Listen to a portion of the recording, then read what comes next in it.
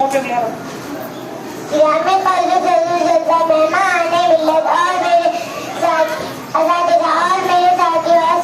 علیکم. آج میں آپ کے سامنے نماز کی اہمیت کے بارے میں اپنے خیالات کا اظہار کرنا چاہتی ہوں. نماز مذہب اسلام کی اہم ترین عبادت ہے. نماز گناہوں سے روکتی ہے. نماز آپ صلی اللہ علیہ وسلم کی آنکھوں کی ٹھنڈک ہے. نماز اللہ تعالیٰ کی طرف سے معراج میں میرا ہوا تحفہ ہے. ایک مسلمان اور کافر کے درمیان فرق کرنے والی چیز نماز ہے. قرآن حدیث میں نماز کو بار بار قیام کرنے کا حکم دیا گیا ہے. مردوں کو مسجد پہ نماز ادا کرنے کا حکم دیا گیا ہے. نماز عورت میں نجات کا ذریعہ ہے. مسلمان بچہ اگر 10 سال کا ہو جائے تو اس پر نماز پڑھ دے.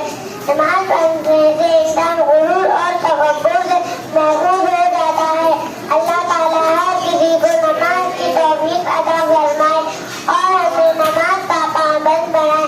آمین. اتنا کہہ کر میں اپنی طرف سے ختم کرنا چاہتی ہوں. اللہ